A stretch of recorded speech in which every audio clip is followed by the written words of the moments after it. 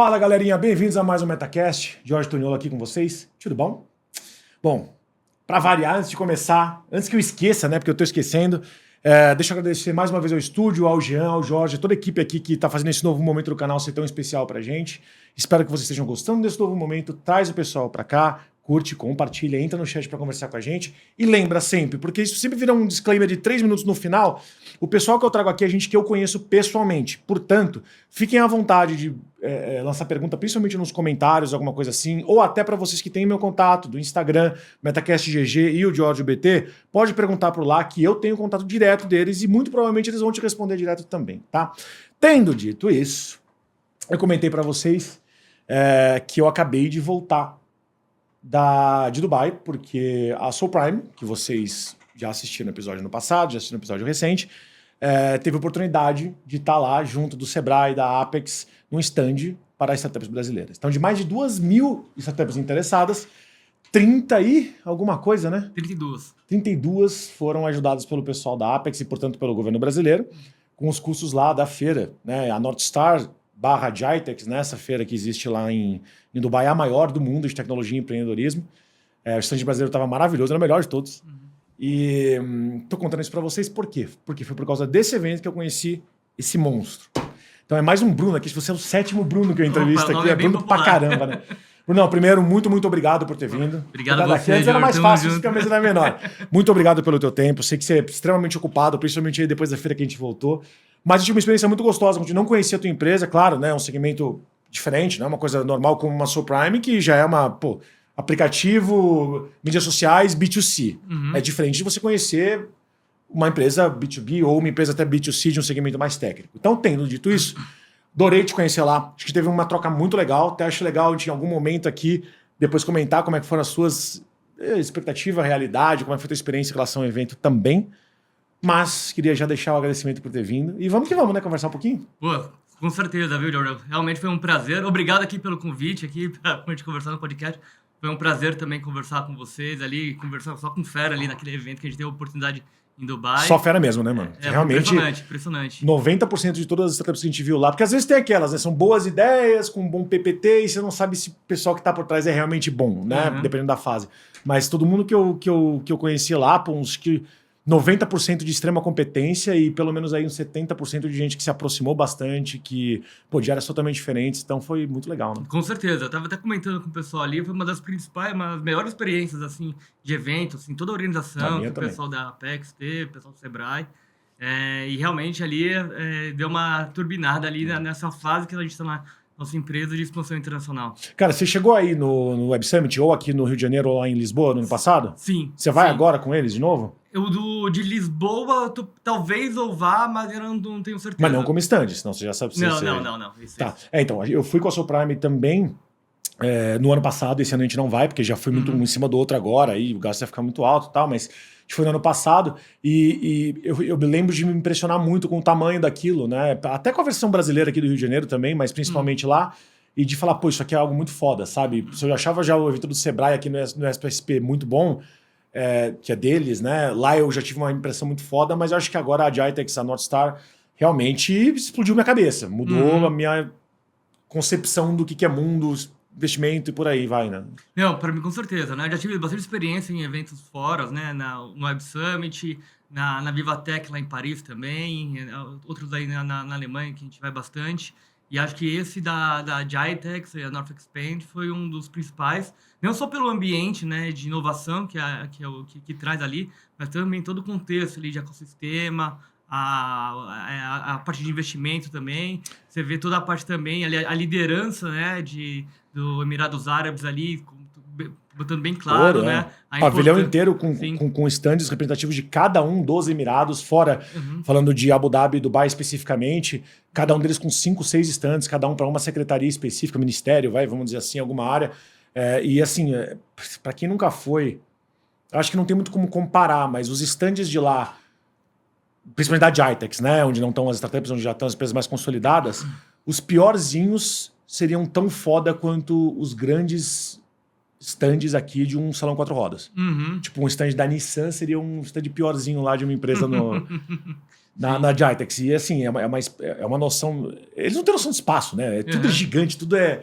Enfim. Bom, eu fiz esse disclaimer gigantesco aqui, mas antes da gente entrar um pouco mais em detalhe, esse que é o ponto. Não adianta eu falar contigo sobre que evento você teve, experiência que você teve lá fora, se a gente não falar um pouquinho do que você faz. Então vamos começar, que nem a primeira vez que eu trago todo mundo aqui. Com certeza. Cara, fica à vontade. Conta um pouquinho de onde que você veio, de que mercado você veio, Legal. se vem de área técnica, se a experiência foi mais empresa e aí agora como empreendedor, pra gente poder chegar onde você tá agora e...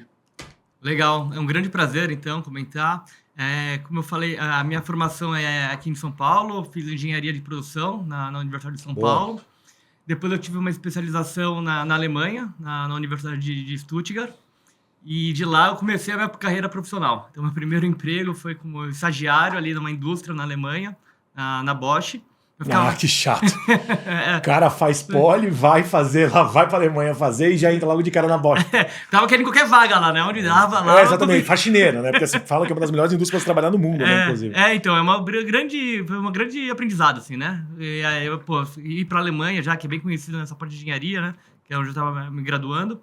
E aí eu tive uma oportunidade, junto com um professor da faculdade, eu consegui um estágio na Bosch. E eu ficava olha como é coisas interessantes, né? Eu ficava na fábrica, eu ficava toda a parte de compra de suprimentos, de produtos para a produção. Então, imagina... De alguma linha específica, produto específico? Só curiosidade. Eles chamavam de Power Tools, que é toda a parte aí de máquinas mais pesadas para construção. Tá.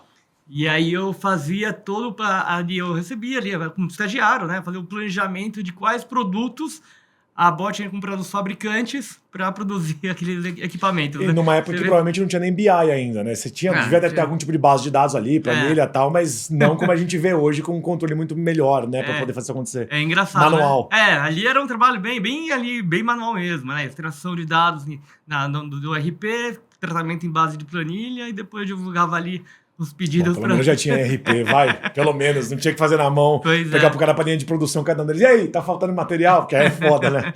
Porque isso não é uma realidade tão distante assim. É brincadeira, mas não é tão distante. Tipo, eu já tá falando de 30, 40 anos atrás, tinha muita indústria que tava nessa ainda. É que tudo bem, estamos falando de Alemanha, estamos falando de Bosch, outra história. Exatamente. E eu achei isso interessante, porque o meu trabalho... E agora, como a gente tá fazendo depois como tá na empresa, né? A gente tá justamente digitalizando esse processo de compra, de vendas de grandes indústrias, né? Então, é por isso que eu achei a curiosidade da vida aí.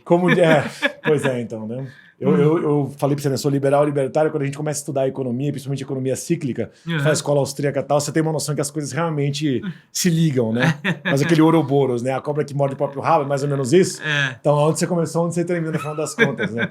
Que meio o Steve Jobs fala bastante disso, né? Conectando os pontos ali, né? É isso aí. Achei interessante. E aí essa foi a minha primeira experiência profissional. Depois eu fui para o mercado de consultoria estratégica. Eu acabei ingressando na McKinsey, aí fazendo já projetos mais para a área financeira. Fiz para bancos, né? Em especial um cliente específico ali que eu estava trabalhando. E depois eu tive uma experiência, né? Um dos clientes que eu estava trabalhando nessa consultoria, fiz uma oferta e eu acabei trabalhando ali um período aí. Carreira natural do consultor, né?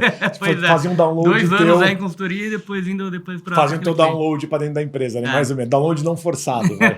Bom download. Exato. Aí, voltando para engenharia. Você voltou? Aí eu fiz projetos na consultoria mais focado para o mercado financeiro. Sim. E aí, quando você foi para um dos clientes... E aí... Aí depois, né? Depois que eu fui depois para o cliente, eu fui para banco mesmo. Banco. Então eu fiquei na área, num banco, os principais bancos privados aí do Brasil. E, bom, aí ao longo do tempo, né? Depois de um tempo, começou a passar ali aquele sentimento, cara, quero empreender, quero construir um negócio... fazer começa parte a coçar a mão, né? Tipo assim, né? Poxa, não tô falando do lado negativo, não, né? Você aprende tanta coisa. Pô, e se eu pudesse tomar essa decisão? Se fosse algo que eu pudesse, de fato, fazer e aprimorar pra mim mesmo, né? E aquele dilema que todo mundo fica ali, como que é a hora de começar, né? E ali foi um momento ali que eu fiquei pensando bastante, né? De como que poderia iniciar essa jornada. Eu tava com algumas ideias na minha cabeça, né? Quantos anos você tinha quando você decidiu? Cara, vou empreender? Acho que eu tava com 26, 27 anos. Foi cedo também. Não, acho que um pouquinho mais tarde. Acho que vai... 28 anos, diria. Legal.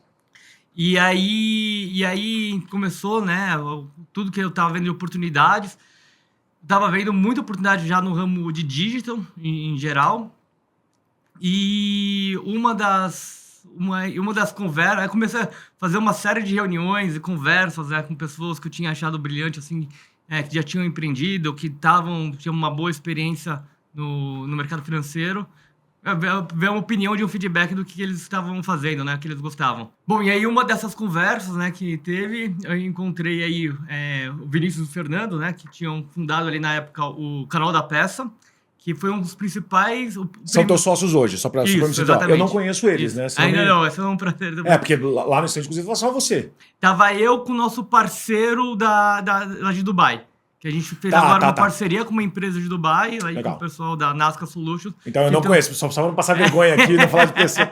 Não conheço eles, então. Não, ainda não. Mas acho que um dia aí seria um prazer a gente... Não, mas assim, vamos colocar nessa linha do tempo aqui. Beleza, você decidiu abrir, você vai falar agora do Canal Peça, tá? Enfim... Mas mais ou menos a gente está falando de quantos anos atrás isso? Eu acho sempre importante perguntar, porque no meio desse caminho vai ter a pandemia aí pra gente poder comentar como é que foi essa transição. Isso foi 2017 para 2018. Tá, então não tinha começado a pandemia, beleza. A gente tá falando de uma empresa aí que, montado ou não, você entrou, já faz mais de...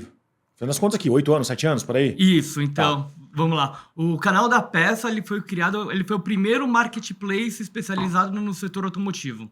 Então é um marketplace ali onde tem diversos... distribuidores, varejistas vendendo peças para oficinas mecânicas, né? E também cliente final. Você importa?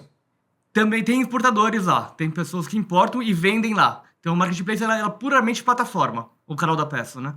Então, da onde você traz e para onde você vende hoje? Você traz para o Brasil e vende aqui no Brasil?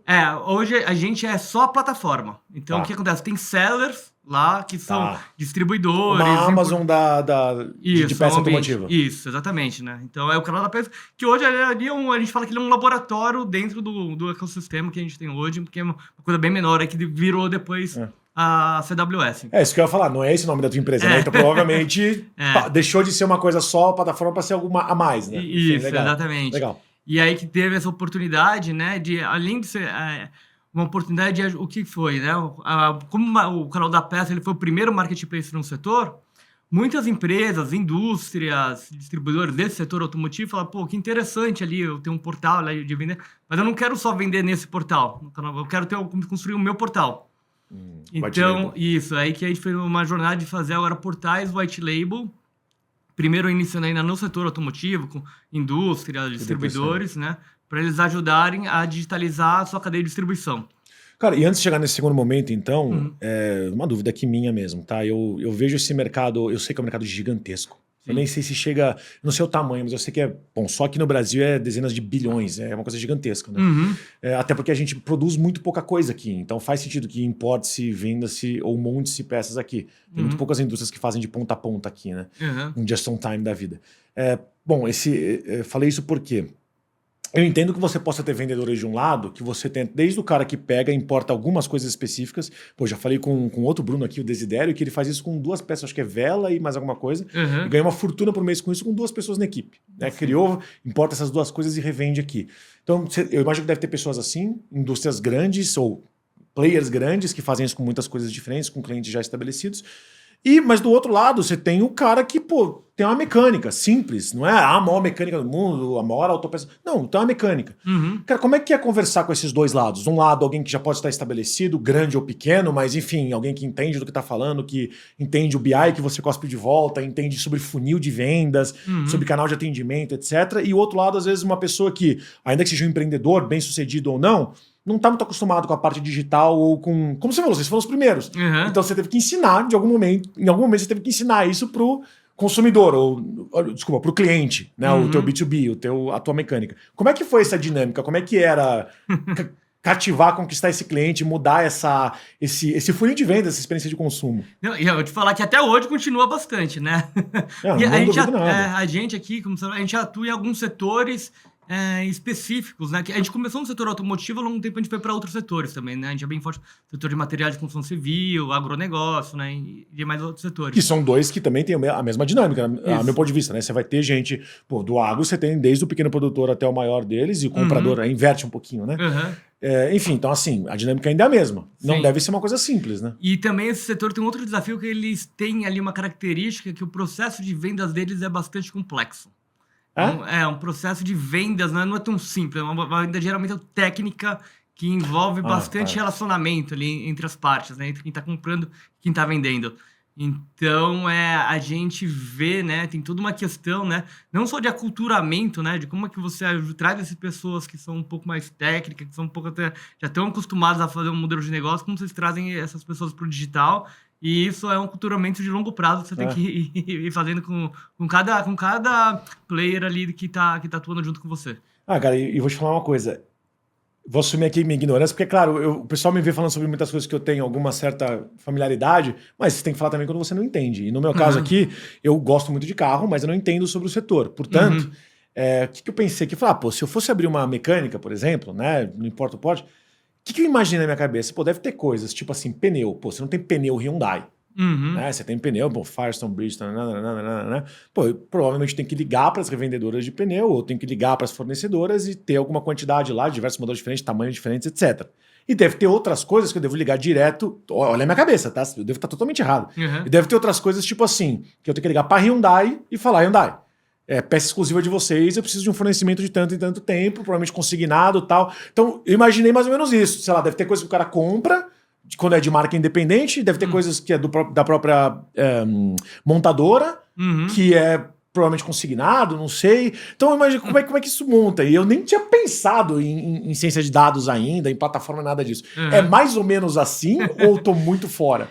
A cadeia de distribuição ela é bastante complexa, principalmente nesses setores aí que eu mencionei. Eles têm vários layers, né? Tem várias camadas. Mas ali. E o mecânico? Não, desculpa, não o mecânico, o dono da mecânica, o dono da prestadora de serviço. Sim. A dinâmica dele para achar um fornecedor é mais ou menos isso que eu tô falando? É bem isso, né? Ele tem uma questão ali ainda muito importante, que geralmente o prazo de entrega tem que ser bem rápido também para isso. E tem muito SKU, tem muito item, né? Geralmente, a quantidade de SKUs, né, que tem que ser cadastrados ali, passa assim... Porque quantos modelos de carro você tem no Brasil ainda operantes, ou não mais operantes, mas o pessoal ainda tem o carro até agora, sabe o que? São 500... carros diferentes, com versões diferentes. Customizado, aí você chega no mecânico e chega que o cara resolva. Dane-se. Então o cara não vai ter tudo lá. Não é que nem pneu, que é mais ou menos padronizado. Eu preciso de, sei lá, um espelhinho especificamente do meu HB20 1.0 que não tem mais no mercado. E aí? Onde você vai atrás dessa peça? Né? Exato. Não deve ser simples, isso é fato. Então, é uma venda bastante complexa, né? Isso vai entrar no outro tema ali que a gente conversa. E aí a gente vê o digital ajudando, né, nesse processo de compra e venda, né? Como você... Quanto mais complexo, mais ajuda a ter uma plataforma unificadora, fato. Isso, né? E como é que você traz, né, num ambiente único, os compradores e vendedores para eles se interagirem e conseguirem ali fazer negócios de uma forma mais simples e mais ágil.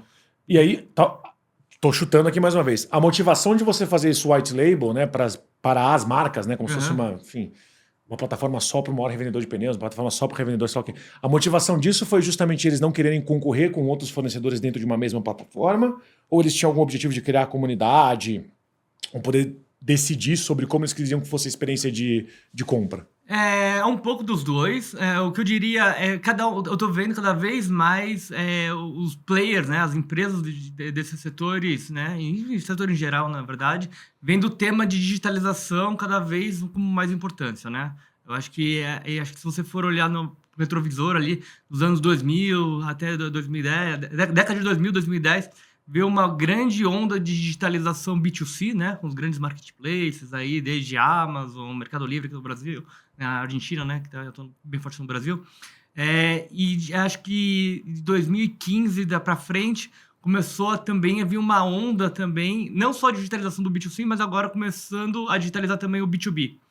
Porque todo ali o comprador, né, o comprador do B2B, no dia a dia ele é uma pessoa física e ele já está acostumado a comprar em plataformas. E é bizarro isso, né?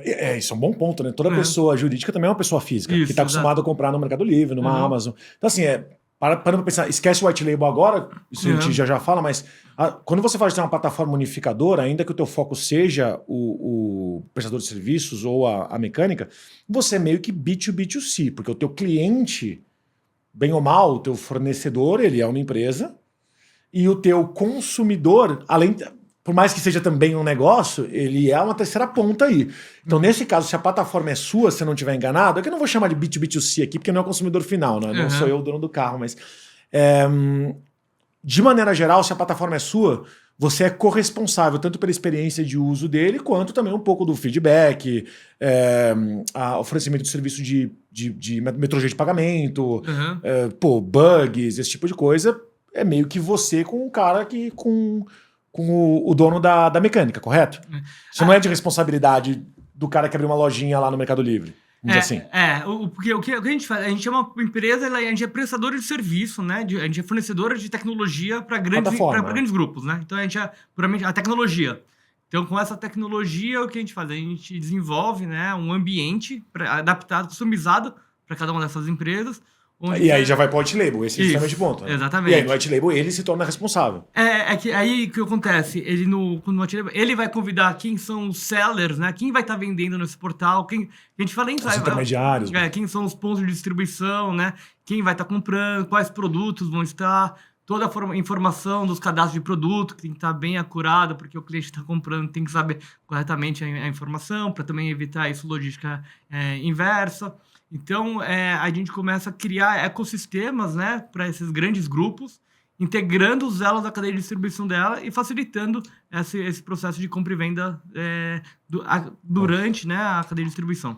Faz sentido. Na verdade, gente, eu vou até pedir desculpa para vocês. Eu acho que eu já falei a palavra white label aqui em tantos episódios, mas no começo eu fazia muita tecla SAP e eu parei. Deixa eu fazer uma tecla SAP rapidinho. O que é um white label? Né, uma marca branca, vamos dizer assim. Quando você desenvolve uma solução, que você já pode ter colocado ela no mercado ou não, que funciona, e um cliente seu aparece e fala assim, não, olha, eu não quero desenvolver essa solução, mas eu gostei muito. Você desenvolveria ela para mim? Então, basicamente, a empresa, no caso aqui, a empresa do Bruno, ele pega o que ele já construiu, ele coloca isso sobre um design novo, com a cara desse cliente que ficou interessado, para que esse cliente possa utilizar o motor dele, vamos dizer assim, né, usando a analogia com o mercado, o motor dele, tudo que ele já faz lá dentro, mas com a roupagem, com o design, vamos dizer assim, deste cliente. Então ele decide algumas coisas aí, ele pode customizar várias coisas, tipo, sei lá, o produto que ele vende não é que nem um pneu, que basicamente é uma venda, o cara sabendo qual que é o que ele precisa, ele vai lá e põe um diferencial. Às vezes você pode ter um produto que é tão técnico que precisa de várias etapas, então ele vai ter que customizar essas etapas dentro do fluxo de venda final, como se no teu Mercado Livre, na tua Amazon, você tivesse mais etapas, não só comprar direto, mas eu pedir orçamento e por aí vai, né? Então, o white label é isso, né? É uma empresa produtora de tecnologia que vai lá e faz uma versão para um cliente específico usando a base, o motor que ele já tem, mas customizando algumas coisas para aquela experiência de usuário. Perfeito. Acho que deu mais ou menos isso, Perfeito, né? Exato. Aí o nosso modelo de negócio vira, que é chamado, né, popularmente, de SaaS, né? Um Software as a Service, né? Então a gente licencia essa tecnologia para esses grandes grupos, para eles facilitarem essa criação de jornada na digitalização da cadeia de distribuição delas. E agora acho que entra na parte que todo mundo fala, você vai hoje em feira de tecnologia, todo mundo é SaaS, né? Mas tem uma dificuldade. Aliás, vamos lá. Tem uma diferença brutal. Eu já vi software house se chamar de SaaS, assim como uma Amazon se chamar de SaaS. Então, tem muita coisa diferente. Então, aí vai a pergunta para você. Quando você pega e faz o white label da tua plataforma para um cliente teu, a meu ver, você tem dois eixos aqui. Um eixo sendo, eu só ofereço a plataforma para ele, lido com bugs e me adapto, né, à quantidade de pessoas naquele servidor e, eventualmente, faço alguma customização para ele. Ou você pode ter lá do outro lado, onde você faz isso e ainda lida com atendimento ao cliente, bota uma AI lá dentro, bot de atendimento, vai colocando overlayers ou layers lá com novos, enfim, gadgets, softwares de, sei lá, VR, AR e por aí vai. Então assim, você pode até na ultra customização e lidar ainda com atendimento, AI, etc. Ou você pode ir pro mais básico, que é fornecer aquela... E o resto tudo é contigo. Em que lugar vocês estão desse eixo aí? Legal. Aí colocando só os dois espectros ali, né? Então, quando você vai no software house, você está falando... você é um projeto super sob demanda, né? Então, uma empresa, ela quer construir uma tecnologia, ela contrata uma software house, que ela vai falar, quero uma plataforma, uma tecnologia assim, assado. Ela vai contratar, geralmente, esse modelo de negócio é baseado em homem-hora, né? Então, vai estimar quantas horas vai demorar para executar esse trabalho. A software house vai desenvolver essa tecnologia e depois vai entregar essa tecnologia inteira para quem está contratando. Que não é o que você faz. Porque não é... Isso. É foda isso, falar de personalização versus customização, né? Você não está criando um negócio do nada aleatório para o mercado automotivo. Não, você já tem a base, você só está adaptando para esse cliente. Então tá mais para o outro lado. A grande diferença é onde fica a propriedade intelectual, né? Então, no primeiro modelo, né? da software house, a propriedade intelectual depois vai para contratante. A empresa está contratando, depois aquela tecnologia, ela é dona daquilo e ela vai conseguir fazer, ela vai fazer a manutenção, né, e as melhorias ao longo do tempo. O modelo de SaaS, né, o Software as a Service, que são as grandes ferramentas aí de CRM e de e-commerce que tem no mercado. E ERP também, sim. Então, aí a empresa está sendo contratada, né, ela já tem uma propriedade intelectual de uma tecnologia e ela vai licenciar essa tecnologia para essas grandes... para essa empresa que está contratando. Né? Esse modelo de negócio, ele não é tão... Hoje a gente chama de SaaS, mas na verdade a gente já conhecia ele com Oracle, TOTOS, tal, que são as gigantes do mercado aí. Mas nesse caso, pelo menos esse exemplo que eu dei agora, Oracle, TOTOS, tal, você está comprando uma coisa padronizada que tem módulos customizados que ele pode falar, eu coloco ou não. É que nem você pegar um carro e falar, não, eu quero a opção dele que vem com banco de couro, tal, sei lá o quê. Então, não tem nada customizado ali. Você está colocando opcionais, mas não é de fato customizado.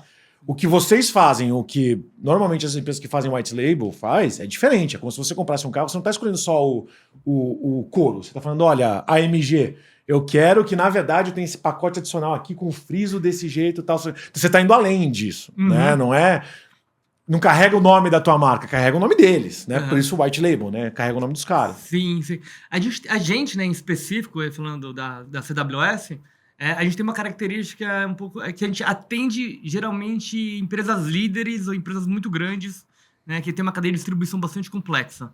E a gente tem uma abordagem que a gente vê o digital para digitalizar 100% de toda a cadeia de distribuição dela.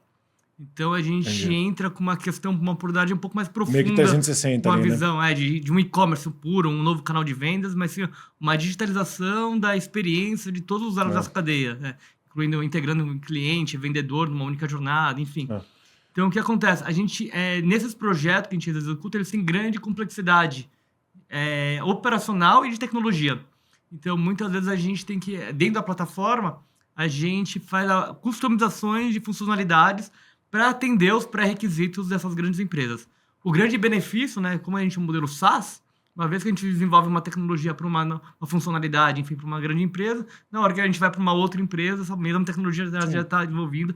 É uma curva de aprendizado interessante, né? Em vez dele ser uma curva exponencial, ela é por degraus, né? Vamos dizer assim. Então, toda vez que vocês pulam um degrau novo, que basicamente é uma funcionalidade paga de uma empresa nova, aquilo já foi aprendido, portanto, ele pode virar algum produto, não vou falar padronizado, mas um produto de prateleira que pode ser escolhido por demais outras empresas. Então, você está sempre escalando, né? Você nunca diminui o conhecimento. E é esse processo de melhoria contínua, né? Porque sempre alguma coisa nova está sendo desenvolvida para uma nova empresa, quando você vai vendo, numa outra empresa, aquela mesma funcionalidade pode ser utilizada, que vai ajudar a trazer bastante resultados, né? Cara, em termos de BU, você fatura igual, não tô falando de valor, tá? Mas você fatura igual dos dois lados? Por exemplo, quando você tem, não sei se você ainda tem hoje plataforma própria, mas em termos de plataforma própria, comparando ao Mercado Livre e uma Amazon, eles ganham ou com algum tipo de modelo de assinatura, o cara que tem loja lá, que tem modelo de assinatura, e um percentual das vendas. Isso. Então, isso é a maneira que eu imagino.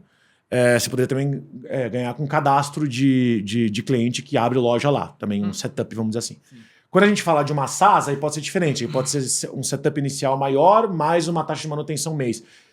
E 100% das vendas. Então, como é que... Você hoje fatura igual para os dois lados? Você tem modelos diferentes para cada cliente? Como é que é a tua distribuição? Sem falar em tamanho de valor, tá? Mas em relação à modelagem. Os dois modelos de negócio, né, que você comentou ali, o modelo de marketplace é bem diferente do modelo nosso de SaaS, né? O modelo de marketplace, como comentou, da Amazon, Mercado Livre, enfim, ela é uma plataforma única, né? É o site ali que você pode entrar. Que vocês não têm mais hoje. A gente não tem. A gente tem um laboratório, né? Que a gente faz os testes nossos. Legal. Mas o nosso foco é sempre desenvolver essas plataforma de uma forma SaaS e white label para grandes grupos, né? E então esses marketplaces, né? Então, como você comentou, ela convida sellers para dentro do teu portal para estar vendendo ali os seus produtos, e esses sellers vão ter uma cobrança mensal, que geralmente é um fixo mais um variável, né? Que aí ela combina em um termo de adesão para cada um dos sellers. Esse variável não é em relação às vendas, é em relação ao número de usuários? Como é que funciona? Não. Tô chutando aqui. Não, essa aí o que eu tô falando é dos marketplaces tradicionais. E cada um deles, o Mercado Livre, cada um dele tem um modelo. No teu caso? No nosso caso, o que a gente faz, né? A gente tá totalmente no modelo SaaS, white label para grandes empresas, né? Então, o que acontece? Tem uma indústria que ela fala, pô, eu quero fazer uma plataforma para digitalizar minha cadeia de distribuição, eu tenho tanto distribuidores que precisam estar integrados aqui dentro, eu vou vender para tantos clientes, né? Geralmente são clientes recorrentes, clientes B2B. Fluxo de tantas pessoas, fluxo financeiro. Tantos usuários que vão entrar lá dentro. Tantos SKUs, né? Que pode ser uma quantidade exorbitante. Isso. Aí a gente entra muito mais numa questão de projeto, né? A gente entra lá dentro, a gente entende a dimensão desse projeto, né? E aí a gente faz ali, ó, qual é o esforço que vai ter que estar alocado de pessoas para executar esse projeto. Aí o nosso modelo de negócio essa empresa, né, ela vai, uma vez que ela decidiu, ela vai pagar uma implementação, né, para uma implementação para fazer a plataforma, suporte das integrações, cadastro de produto, né, tudo. Uhum. E após essa implementação, ela vai ter um custo de licença mensal. E você treina eles, deve ter um treinamento ali, porque não dá pra você cadastrar SKU por causa da vida pro cara, né? Senão fica um negócio, quanto mais escalar, mais ferrado você tá. Imagina, você vai ter que ter 70 pessoas na impressão pra ficar cadastrando SKU na mão, não tem como. Cara, é um processo contínuo, né? E muita gente, essa etapa de cadastro de produto é uma etapa ainda, que é um buraco mais embaixo ainda, na verdade, né? Pela tecnicidade até da coisa. É uma questão muito técnica, as informações, muitas vezes não estão disponíveis, né? Então tem um grande desafio. Cara, e chat de atendimento, chatbot, AI, essas coisas, vocês colocam o cliente que tem que se virar com isso, você só bota a ferramenta do cliente que se vira. Como é que funciona, A gente cara? é tudo que é tecnologia. Tudo que é tecnologia. Então, Tier 0, Tier 1 da ferramenta, né? É vocês que fazem. Isso. Aí, Tier 2, que seria a técnica do produto, é o cliente. Tem toda a questão de automação de mensagerias, né? Que você pode fazer o Tier 1 de atendimento com o chatbot, né? Enfim, atendendo. Mas também o que a gente faz bastante, né?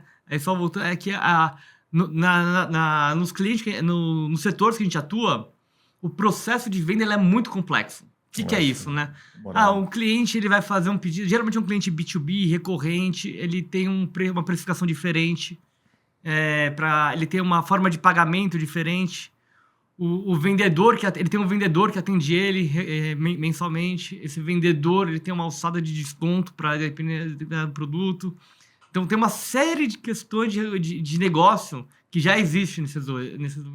Então, o que a gente tem feito bastante, né, é usar a tecnologia para aproximar esse relacionamento do vendedor com o cliente, principalmente esse cliente recorrente. Já estou dando ideia aqui, mas ainda assim, vamos lá. Até te perguntar, se você já teve algum desses clientes que precisou de uma plataforma onde o processo de venda não fosse uma venda direta, fosse uma... Puta, venda direta é horrível falar esse termo, né? Mas enfim, que não fosse a venda do produto, que fosse um leasing, um consignado. Você já fez algum tipo de ferramenta ali de venda, onde essa venda fosse... Tudo bem, eu comprei, o outro lado aceitou, como se fosse sistema de notificação, né? Eu compro, o outro lado fala, pô, eu aceito fazer nesses termos, toma aqui a mercadoria, mas só quando o cliente na ponta vender, que é descontado aqui a taxa. Você já fez alguma coisa diferente da venda direta? Vou falar que tem coisa bem complexa. Né? É extremamente. Pô, leasing também Pô, a própria venda consignada é complexa pra caramba. Um dos mais complexos, né, que a gente trabalha lá dentro é a parte lá no agronegócio. A gente é bem forte aí na parte de venda de insumos agrícolas, né? Então, o que é? Um produtor rural, ele precisa comprar fertilizante, fertilizante, né? Tudo ali para a produção dela. Geralmente, ele compra de uma revenda especializada que atende ali a região dele. Geralmente, essa revenda ele já conhece há 10, 20 anos atrás, já tem bastante um relacionamento bem profundo, né? Com um agrônomo, né? Essa revenda tem um agrônomo para atender esse produtor rural. Então, a gente vem digitalizando, né, também essa revenda de insumos. E ela tem alguns detalhes, né? Tem, assim, N detalhes que a gente pode falar, mas aí, pegando o teu gancho aqui, é o processo de pagamento, né? Porque o que acontece? Esse modelo de pagamento é um modelo de pagamento que eles chamam de barter, que é o nome que eles usam lá. O que é? O produtor rural ele vai receber aquele insumo, né, da revenda, e a forma de pagamento dele vai ser com a produção que ele vai estar realizando lá na fazenda dele.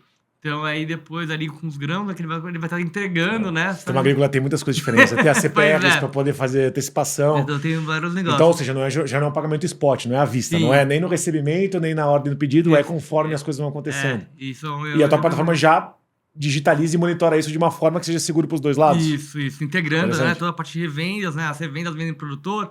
Aí você pode ter as tradings envolvidas, né? Tem as trades que fazem todo esse processo aí. Quando você falou do agro, eu pensei que você fosse citar a parte, por exemplo, dos tratores, do maquinário pesado. Porque, a gente tem vários casos onde eles são financiados parece que na casa, em, sei lá, 10 anos, 20 anos. Tem outros que são leasing, outros que são empréstimo, locação. Tem outros que são algum tipo de... Eu ia falar venda casada, não?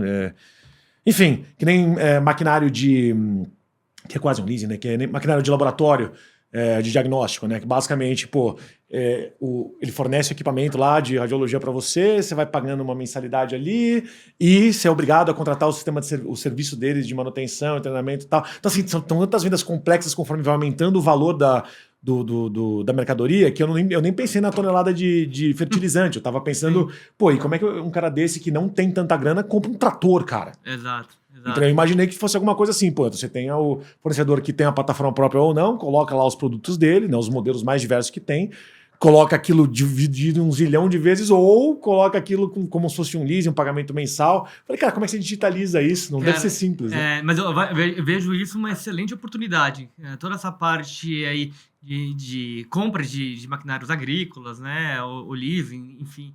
A digitalização ela pode ajudar bastante todo esse processo, né? Facilitar toda a parte de facilitação de crédito para aquele.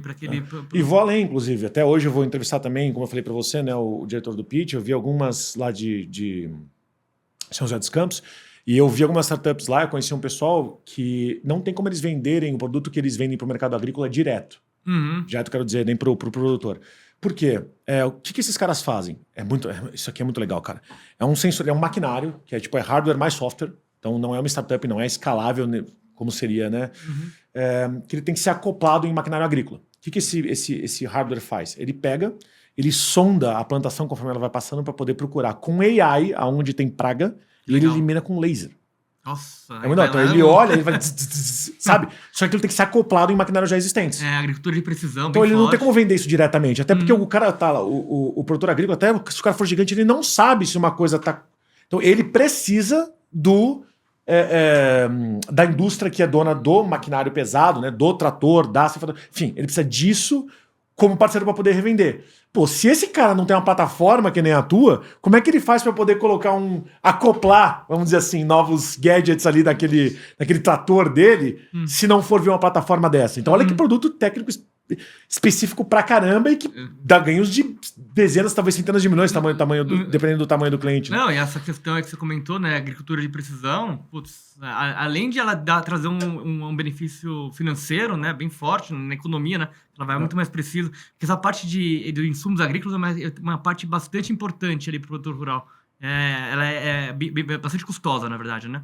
E uma vez que você consegue na agricultura de precisão, você consegue bastante reduzir esse custo. E também tem reduzir toda a questão de, né, que tá uma questão mais ESG, que essa pauta bem forte, de sustentabilidade, que ajuda bastante. Não, e outra, né, cara, a gente está vendo muitas vezes serviços que já estão sendo incorporados dentro dessas plataformas para poder vender em conjunto. Então, assim, eu não estou falando só, sei lá, do seguro da compra ou do seguro estendido do seu celular. Vou dar um exemplo aqui. Quando você vai numa fast shop da vida, isso nem é propaganda paga, né? Mas é que eu gosto lá porque eu fui cliente deles por um tempo, né? Então eu comprava as coisas lá e na hora da saída, você quer a garantia estendida? Você quer a instalação no seu apartamento com mais, sei lá o que, da loja? Tá? Então eles, logo no checkout, vamos dizer assim, você tinha alguns produtos. E você tem várias plataformas hoje, como a da própria Samsung, que você tem lá... teoricamente era para ser só produto, mas no final eles têm lá garantia estendida, instalação, seguro contra roubo e quebra do aparelho e por aí vai. Sim. E aí, no teu mercado, você também deve estar começando a ter, porque no próprio agrícola eu já consigo ver isso. Eu tenho um cliente meu, por exemplo, aliás, 2 que estão no mesmo mercado, que fazem monitoramento de campos por satélite e por drone. Um é satélite, outro é drone. Então, o satélite é mais barato, claro, ele vê aquilo o tempo inteiro para ver se não está tendo invasão, queimada, ver se, sei lá, a área produtiva tua está ociosa por mais tempo do que você imaginava, te manda um relatório. Tudo AI. A outra delas é por drone. E aí os drones é aquela coisa, vão e voltam da central da tua fazenda para poder fazer... Né? Mas são serviços. Se esses caras pudessem estar numa plataforma e colocar lá esse adicional de serviço, junto da venda de um produto de alto valor agregado, como o próprio maquinário de grande porte, seria muito legal.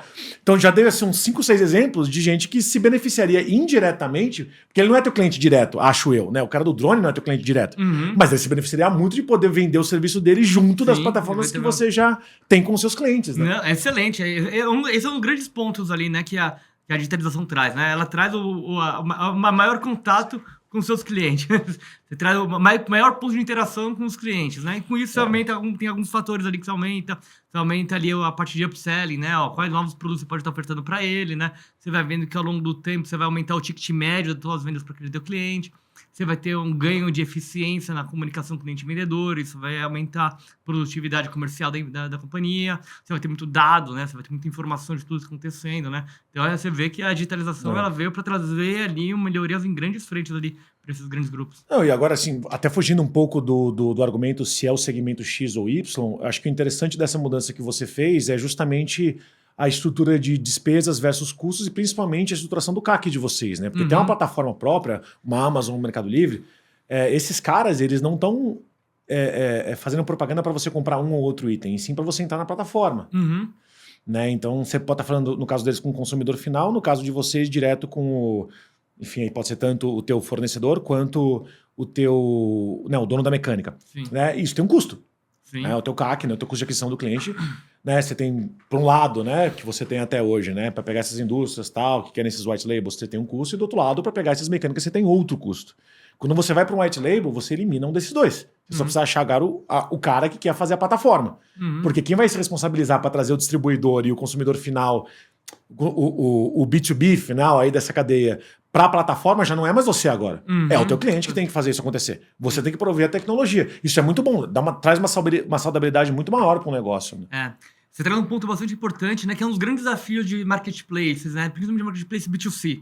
Que você vai ter sempre uma guerra, que é uma guerra bastante sangrenta, cada vez mais sangrenta, que é aquela conta ali do CAC contra o LTV, né? Que é o CAC, quanto você está investindo para trazer o cliente na tua plataforma, e o LTV é o quanto você vai estar ganhando o cliente ao longo da vida dele, né? E aquela necessidade, igual uma plataforma de social media, né, um Instagram, que, pô, se põe no lugar para vocês estão no dia a dia, né? De um Twitter, de um X, de um Instagram, tal, sei lá o quê. Ele tem que fazer propaganda para poder conseguir um anunciante, ele tem que conseguir fazer propaganda para trazer bons influencers, para trazer bons criadores de conteúdo, ele tem que fazer propaganda para trazer o usuário, ele tem que fazer propaganda para manter você na plataforma. É tanta propaganda que, cara, o gasto é muito grande. Sim. Tanto que o YouTube, pô, por 20, sei lá quantos anos que já existe o YouTube agora, não teve lucro. A maior parte das plataformas não tem lucro ainda. O WhatsApp nem monetiza nada, né? Agora que tem o pagamento, mas enfim, foi vendido por bilhões sem nem ter lucro ainda. Então é muita área de marketing. Né? Então, assim, essas plataformas é muito complicado. É por isso que a Amazon ganha dinheiro mesmo com serviços, no final das contas, com assinatura, Prime e tal. O Mercado Livre, depois que criou o Mercado Pago, agora com produto financeiro, agora que tem o MELI também, os níveis ali, para você ter desconto em algumas coisas, também está ganhando bastante dinheiro ali. Mas é muito difícil ter que se preocupar com marketing de muita coisa diferente. Esse modelo de negócio ele é bastante cash intenso, né? Que é falado. Você precisa de muito capital, né, para investir. Aí que vem bastante fundos de venture capital, private equity, investindo bastante nas empresas, né, de tecnologia, para elas conseguir fidelizar aquele cliente, né? A gente foi para um outro caminho, né? A gente foi para um caminho ali de ser muito mais ali uma empresa prestadora de serviço, né? De modelo SaaS ali para esses grandes grupos. E além disso, a gente atua muito mais no B2B, principalmente. A gente tem alguns clientes também em caso do B2C, mas a gente é muito forte no B2B. E o B2B ele tem uma característica que muitas vezes é o que acontece. Aqueles clientes já existem. O que acontece? Aquela indústria já se relaciona de alguma forma. Você não está criando um comportamento. Né? Então, você está capturando Então, ao invés de precisar investir e buscar um cliente lá no mar aberto, que é falar na internet ali, para você fazer o curso de marketing, para atrair aquele cliente, a gente traz aquele cliente que está no offline já hoje para o online. Então, a gente traz uma abordagem muito mais ali orgânica. E tem bastante espaço ainda no mercado? Tem poucas plataformas ainda? Eu vejo um espaço gigantesco, né? Cara, o que é o mercado hoje para você? Você tem... Não vou falar restrições, que eu sei que a resposta é não, mas assim, você está mais focado em 2, 3 segmentos de mercado por enquanto? Então, ou seja, você prefere se estabelecer num segmento para depois ir para um próximo? Ou o que determina você trazer um cliente para dentro é basicamente a proximidade com o que você já faz, independentemente do segmento? Cara, essa é uma boa pergunta, né? A gente discute bastante isso internamente. A gente já atua, a gente é bem sólido já bastante em alguns setores específicos, mas a gente vê grande oportunidade em outros setores também, né? Como eu comentei, a gente é muito forte no setor automotivo, setor de materiais de construção civil, setor agronegócio, a gente tem parte de têxtil também agora. A gente vê com muita oportunidade no setor de CPG, setor CPG? De alimento. CPG é principalmente linha branca. Tá, a parte de... perfeito. Então Não, eu pensei aqui, eu quase falei farma aqui agora, mas a parte hospitalar, pelo amor de Deus, hospitalar, clínica e tal, você tem tantas também. Coisas que custam dezenas de milhões quanto, gás e coisas que até hoje se comportam como contratos extremamente complicados também de fornecimento, mas de pequeno, médio e longo prazo. Sim. Bebida alcoólica também é a mesma coisa. Com certeza. São Alimentos, dois que enfim, já tem cases aí, são nesses dois mercados que se comportam muito parecido. Sim. A gente vê, um problema muito grande, a gente vê cada vez mais forte a tendência dessas empresas desses setores também a abraçarem a digitalização. É interessante, que eu tô pensando aqui agora, enquanto eu tô conversando contigo, e tá sendo uma conversa que nem a gente teve lá na Gitex, né? Que eu acho que o que determina se um cliente precisa de você ou não, precisa é relativo, né? Mas vamos lá. Seria um bom cliente para você ou não, talvez não seja o tamanho dele necessariamente, e nem o mercado que ele atue, mas a maneira como ele atua com contratos. Né? Então, pensando nesses dois exemplos que eu dei, é mais ou menos isso. Se hoje ele tem um processo de vendas tão significativo e tão complexo a ponto que uma possível digitalização favoreceria tanto a chance dele de pegar mais clientes, aumentar a retenção, aumentar o ticket médio, aumentar o CLV, esse cara provavelmente se beneficiaria de ter uma plataforma com a tua. Sim, sem dúvida. Assim, eu acho que esse cara precisa disso, né? Independente se é com a nossa, independente se é com a nossa ou com outras, aí também tem outras plataformas do mercado ali, mas assim, todas as empresas de grande porte, médio, precisam entrar na digitalização. Você não tem receio desses players grandes, que nem eu falei, tipo uma Oracle da vida, que eu sei que não é esse o foco dos caras, tá? Justamente por essa minha pergunta. Mas esses grandes ERPs/CRMs unificados aí, fazerem algum tipo de, sei lá, nova funcionalidade que concorra com você diretamente? Cara, a gente compete de certa forma com grandes empresas, né? Com essas empresas que são fortes e as líderes de tecnologia, Oracle, Salesforce, enfim, SAP. Então, a gente trabalha bastante, a gente entra em grandes empresas e geralmente essas grandes empresas já têm alguma solução tecnológica com grande ponto. O que a gente vê, essa questão da digitalização, né, a parte de e-commerce mesmo, existem algumas tecnologias muito específicas que ainda acho que essas empresas ainda não é o core delas, né? Pois é. E aí entra aquela coisa que o Fabiano sempre fala, né, da Soul Prime, é o too big to change. Né? Você está tão acostumado com uma certa modelagem que o que eles poderiam fazer? Criar um módulo a mais que inclui mais alguma coisa. Sim. Mas pegar e falar assim, vamos mudar completamente a nossa vertente aqui da maneira como a gente pensava. E agora a gente vai fazer tudo extremamente customizado de novo. Você sai de um Fordismo para um build to suit. Não é simples assim como empresa transatlântica. E assim, é uma tecnologia completamente outra. É outro perfil de profissional. E é legal que a tua empresa não importa o tamanho que você tem, quanto você fatura hoje. O ponto é que as suas unidades de negócio, as suas equipes ali, é meio como se fossem pequenas startups dentro de uma empresa maior, né? Porque você está construindo um produto para cada um dos seus clientes para poder rodar rápido e ir aprendendo conforme ele está trabalhando contigo e colocando novas soluções para lá em tempo recorde. Então, assim, transatlântico, vocês, meio complicado, né? Achar que aquele cara vai conseguir fazer do nada só porque tem dinheiro, não é assim. Sim. E assim, tem empresas que até podem conseguir fazer soluções com outras tecnologias, enfim, né? Não, é mais fácil comprar você do que fazer sozinho, né? Cara, a gente tem outro pensamento ali de Jackson, mas assim, a gente vê, né? O primeiro ponto, né? Acho que tá tendo agora, né? Principalmente tá muito acelerado essa questão ali da urgência da digitalização. E eu acho que a minha primeira etapa é as empresas, né, estão cada vez mais convencidas desse processo, né? A segunda etapa ali, cara, depois que eu definir que eu preciso fazer, né, com quem que eu vou fazer, né, com qual empresa, né? E o terceiro ali, que eu tenho que fazer agora, né? O Eduardo Ide, que é um dos nossos sócios, fala bastante disso. E eu vejo que cada vez mais essa primeira etapa as empresas já estão vendo ali que elas estão precisando se digitalizar, tá mais forte isso, aquela questão que você comentou da pandemia também acelerou bastante esse processo, né?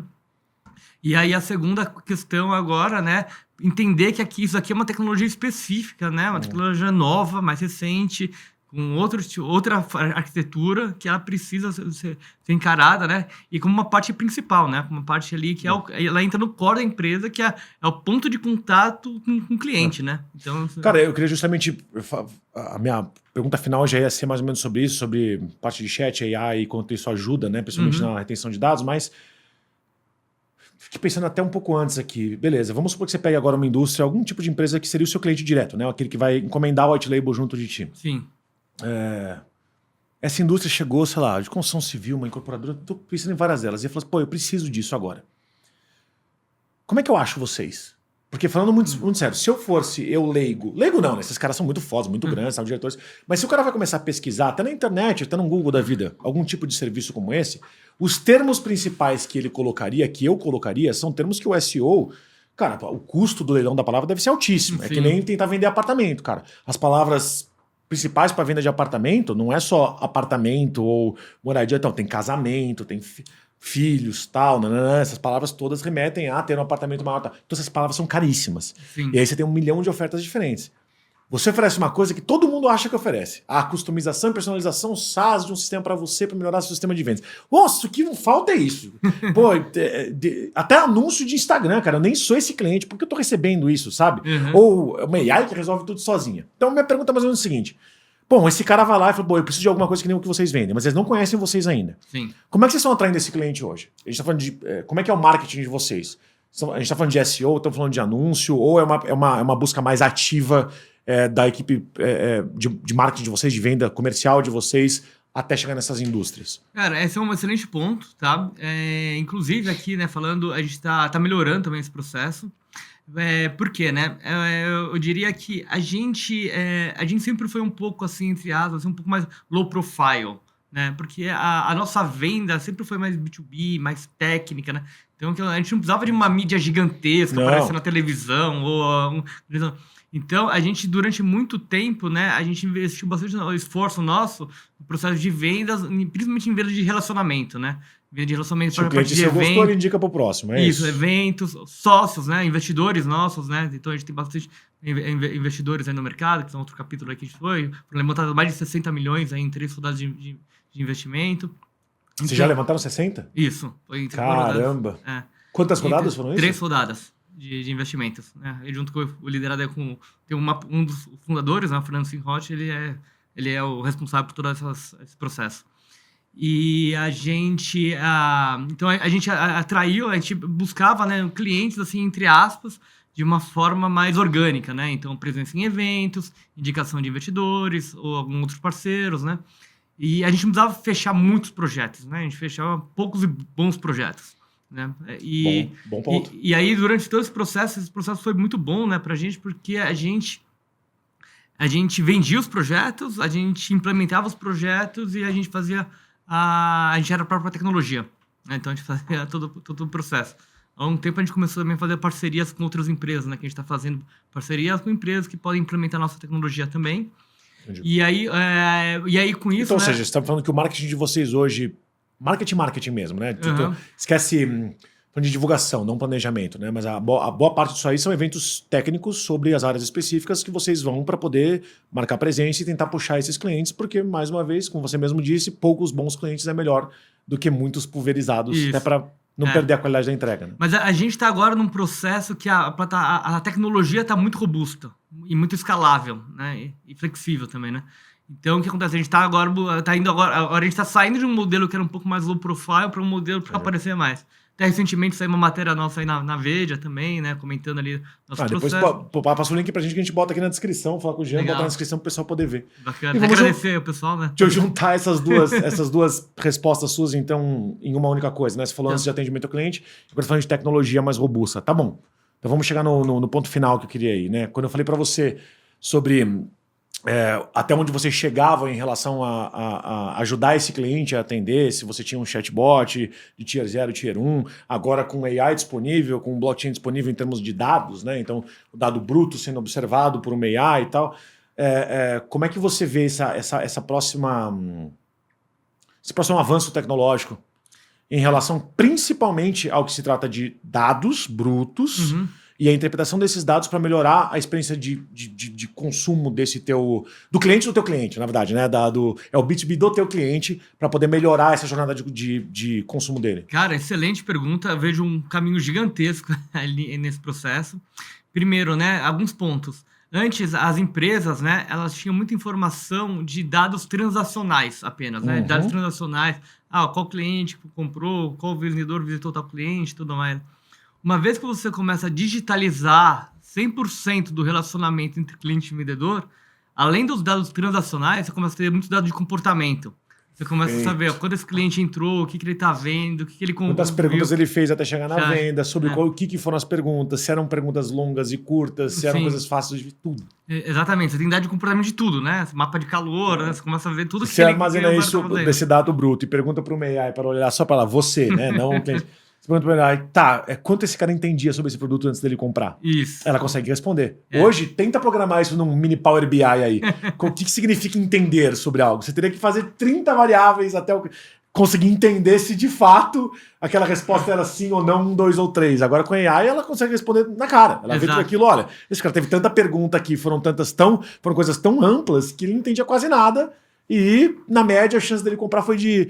A percentual desses clientes que compraram foi de 7%. Compensação, os caras com perguntas mais longas e mais detalhadas, que portanto entendiam mais e queriam mais detalhes, tiveram uma taxa de sucesso, né, de compra de 25%, com uma diferença de compra média de tanto para tanto. Isso uma AI te responde na hora, você não precisa cadastrar um zilhão de variáveis ali aleatórias. Eu vejo, além disso ali, também acho que é um excelente ponto, eu vejo muito também a AI entrando muito também num ponto aí, falando muito de copilot.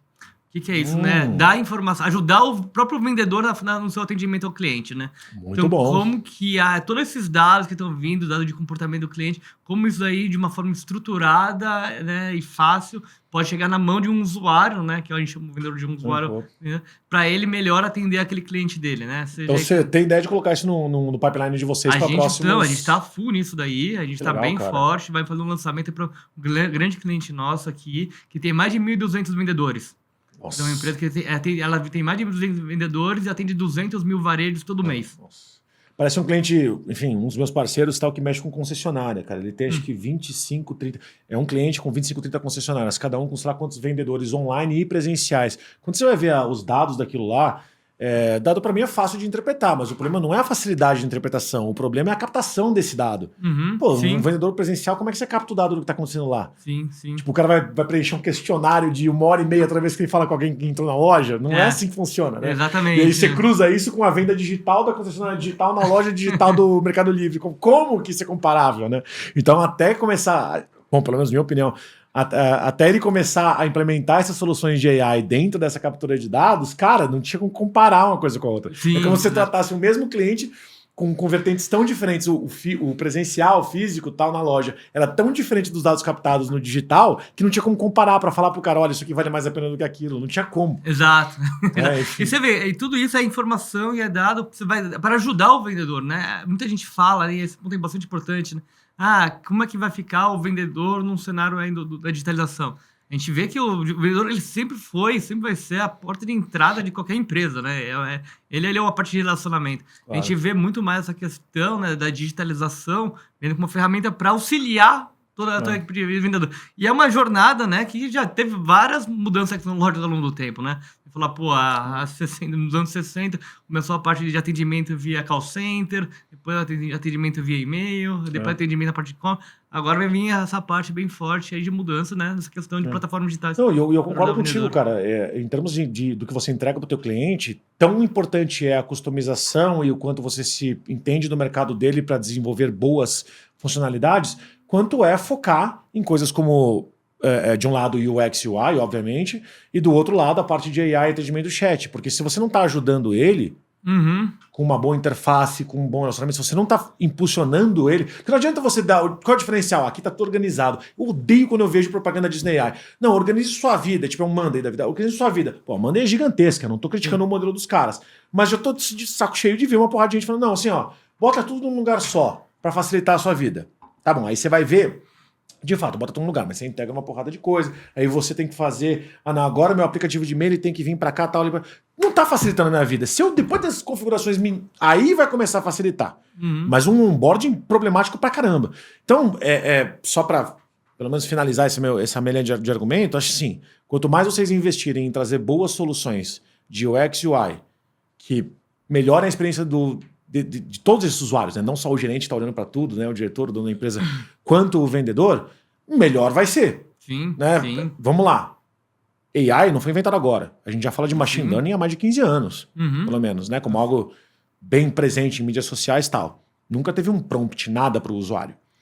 Máximo que tinha analytics que te cuspiam de volta depois. Aí vem AI, aí vem o ChatGPT da vida, que ainda assim é terrível, cara. Até a última versão agora nem tinha como ela ir aprendendo com você da sua história. Só no 4 que que a ChatGPT lembra do que você perguntou para depois responder.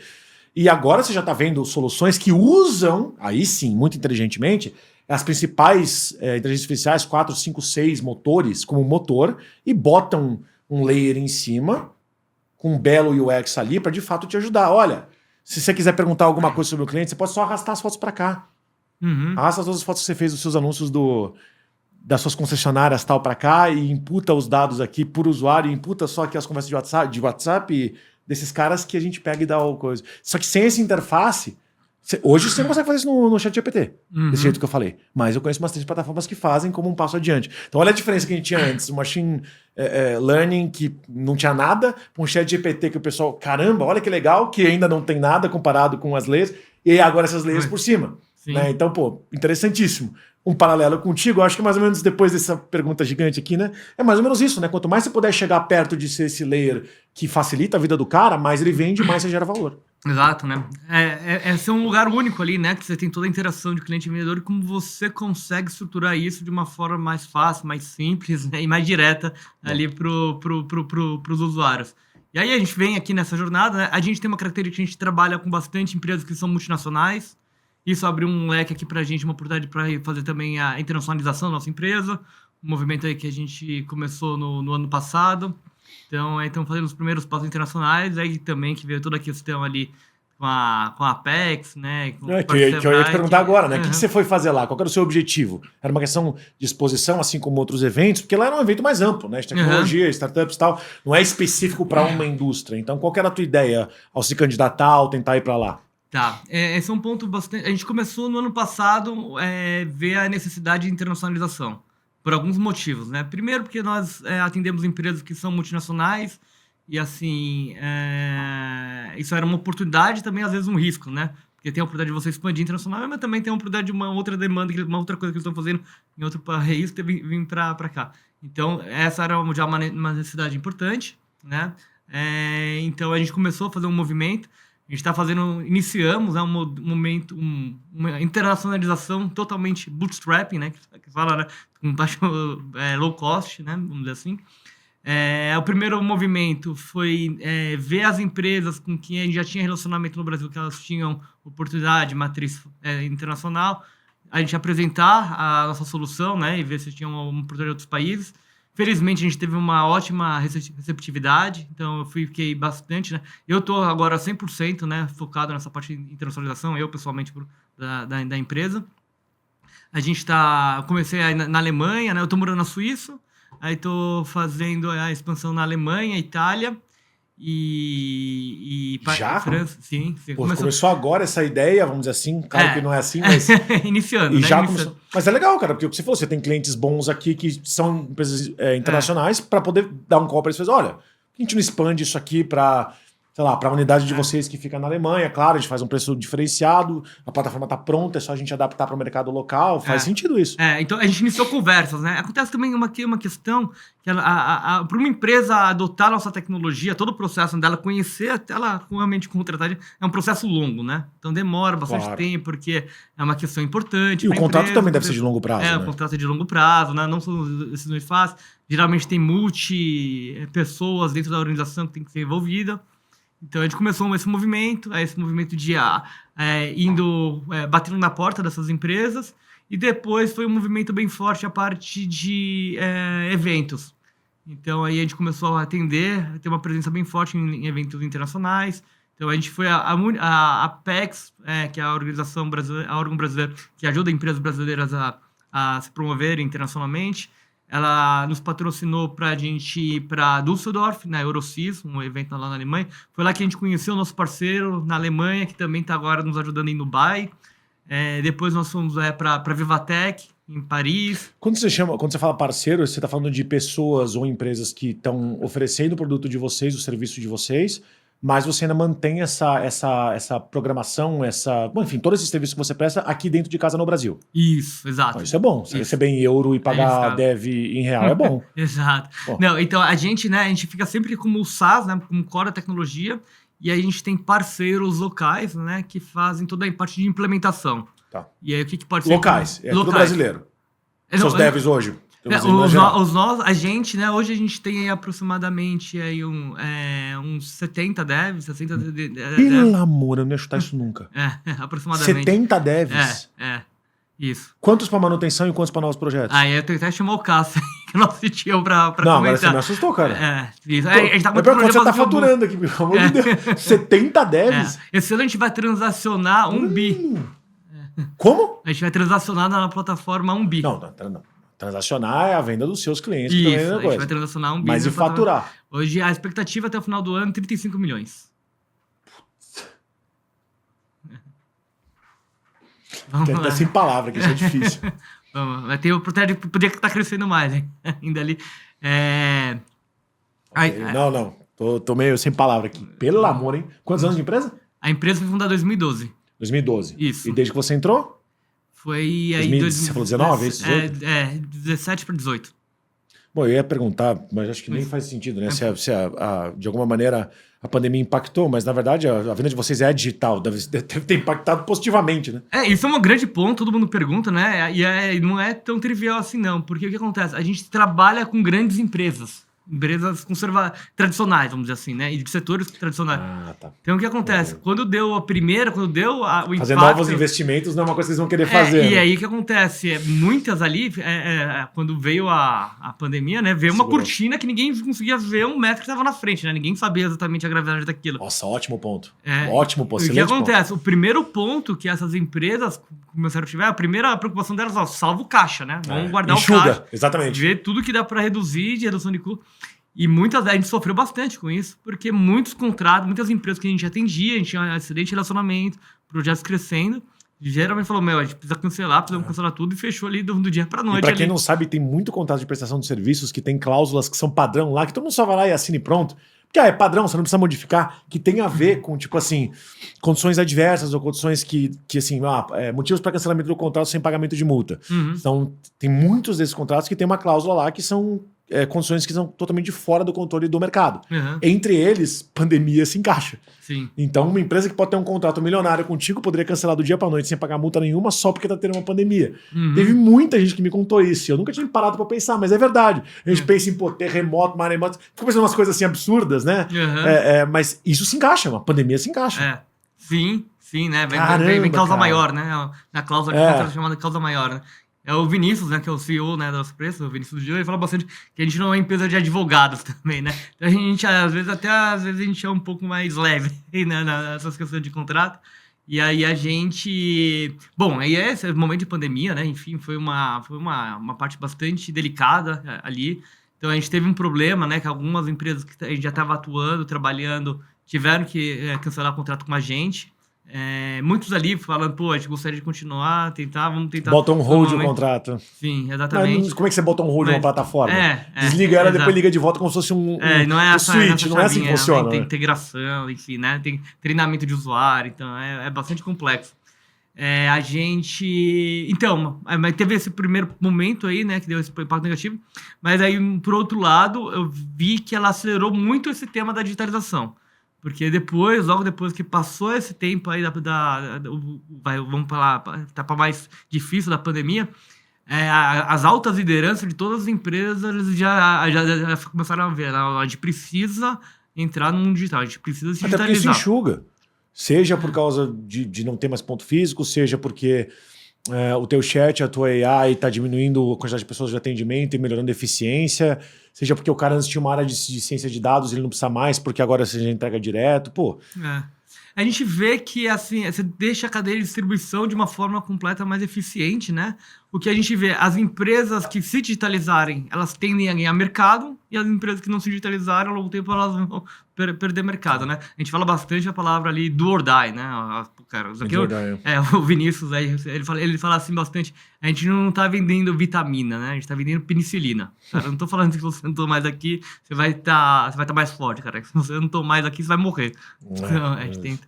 Cara, e pergunta final, sim, comentário final, fez sentido pra você então ter ido pra lá? Não só pela experiência, mas qual que foi o output que você teve de lá? De Dubai? De Dubai, de ter ido pra lá. Sim.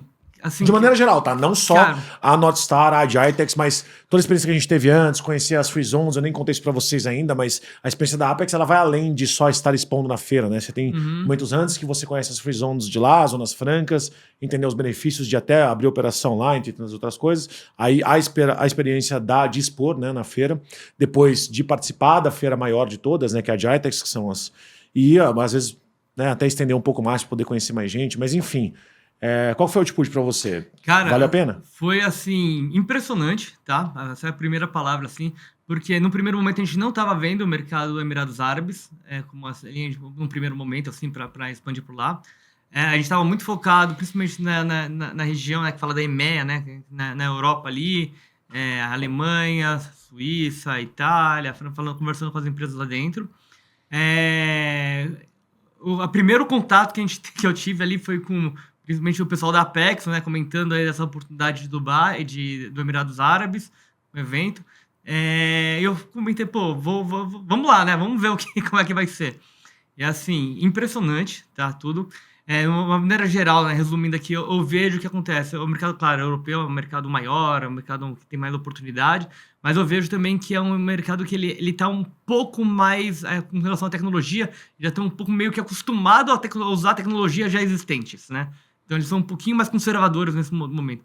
E eu vejo o mercado Emirados Árabes, um mercado crescendo muito, o pessoal querendo investir, pessoal aberto a testar, ver, aprender. Quando você fala de agro, energia, ESG, tudo. Todos os tipos de mercado que você poderia abrir lá, são os que estão mais interessados. Não, a gente teve uma entrada com a maior empresa que fornece materiais de construção ali da região, por exemplo. E pela Apex aí de novo, que fez contato, que a gente está aqui agora fazendo uma negociação com eles ali, né? Então você vê, pô, primeiro. E ali aí você vê que tem uma dinâmica. Lá é contagiante, né? Assim, Dubai é contagiante. Fato. Você vê tudo crescendo, construção para todo lado, prédio gigante. Além de ser uma cidade super divertida, né? Pra fazer bastante coisa. Baratinho, né? Cara. Nossa! Esse tem um detalhe aí. Uber pra cima e pra baixo, R$200. Uber, pelo amor de Deus, cara. Isso é o problema. Então, tem que ganhar dinheiro de lá pra poder valer a pena. Tem que começar a vender rápido projetos lá pra... Cara, e curiosidade minha rápida, porque eu tenho muita gente que assiste aqui, não, são pessoas que estão construindo seus próprios negócios, né? Então, em fases diferentes. Vocês têm algum tipo de produto, vamos dizer assim, algum tipo de serviço segmentado para startups que ainda não tem faturamento tão grande? Porque assim, é diferente, eu não sei nem quanto você cobra, estou chutando, mas para indústria grande fazer um setup de $200 mil e uma mensalidade de sei lá, $10 mil é uma coisa. Uhum. Para uma startup, para pegar alguma coisa dessa completa, talvez ele possa pagar R$5 mil de setup e $1.000 por mês. Sim. Não sei. Você tem produtos que são mais voltados, que sejam, óbvio, mais simples, né? Escaláveis, mas mais simples, voltados para startups? Isso é um excelente ponto, né? A nossa plataforma começou a ficar muita funcionalidade, né? Muita questão ali de forma como você pode adaptar ela para cada empresa. E aí a gente começou a modulizar, fazer ela em módulos. Não sei se eu falei isso, era modulizar. Modulizar, isso aí. Tá, e aí é de fazer todas as etapas, né? Começando a primeira etapa, vai ser a mais simples, né? Que a gente fala, fazer um catálogo digital para você, ali a primeira etapa, aí depois você vai crescendo para fazer o teu e-commerce. Então isso existe hoje? Existe. E é um valor acessível? Acessível, para empresas que a gente chama ali de SMBs, né? Que são empresas de menor porte. O que é uma empresa de menor porte? Porque eu chamo de startup aqui de maneira geral, mas a gente tá falando de que tipo de empresa? Cara, o que faz sentido para vocês? Assim, a gente... de faturamento, às vezes até. A gente começa a atender, né, nos módulos mais básicos da plataforma, empresas que faturam a partir de 5 milhões no ano. A gente já consegue... Já é médio porte para... empresa de distribuição, né, que atuam no importador, que já tem alguns produtos, já tá vendendo ali, a gente consegue já atender. Mas o nosso grande foco é que a gente atua em projetos até o final, né, bem enterprise, com empresas que faturamento de acima de 200 milhões. Imagino, não, faz sentido sim. Até porque tem já uma cadeia de clientes desenvolvidos, distribuidores. Não tem mais escala também. Bem, momentos finais do programa a gente já... passou bastante, mas de qualquer forma, mais uma vez agradecer pela tua presença, agradecer ao estúdio, ao Coin Livre e nos finais assim, você a câmera você, se quiser deixar uma mensagem final, algum tipo de, não sei, às vezes cupom, desconto, ou as redes sociais de vocês, alguma maneira de vocês se contatarem para quem tiver interessado, tirar mais dúvidas, fica à vontade. Legal, bacana. Primeiro agradecer todo aí você, o estúdio e todo mundo por esse convite, achei super interessante esse bate-papo. Estou à disposição para quem quiser aqui entrar em contato, seja pelo meu LinkedIn mesmo, Bruno Lucchesi, ou pelo próprio site, nosso site, da cws-platform.com. Entrar lá, pode entrar em contato com o nosso time ali, certamente vai ter papo. E também nosso Instagram. A gente tem um Instagram ali, CWS Platform. Inclusive, a gente tem que fazer algumas melhorias no nosso Instagram. E, gente, se vocês gostaram desse bate-papo e ficou mais dúvida, é um tema que vocês querem saber mais, me avisa, porque a gente ficou vou falar brother, mas a gente se aproximou bastante. Com certeza. Então, se precisa trazer ele de novo para poder tratar um pouco mais de algumas outras coisas de mercado, agora, daqui a alguns meses, avisa a gente que a gente traz. Mais uma vez, o Bruno é super acessível, então... Legal. O que vocês precisarem, me avisa, eu passo para eles. Isso já aconteceu várias vezes aqui, desde gente que acabou fazendo negócio comigo, ou com o pessoal que vem para cá. Então, assim, fiquem à vontade de verdade.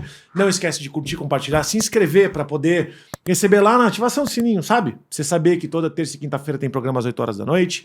Voltamos aqui full com os nossos programas 2 semanais. Então, espero que vocês estejam gostando. Aceitamos todo tipo de feedback. Pode me xingar aqui porque eu falo demais, não tem importância. A gente tá aqui para aprender também. E a gente se empolga, não tem Com jeito. certeza, Esse é o cara, problema tem de que trazer ser gente que a gente já assim mesmo, tem que ser assim conhece e mesmo, já é cara. amigo. Porque você se empolga, você vai falando cada vez mais. E Você eu vê que acho tem bastante assunto, né? E tem bastante assunto, com certeza.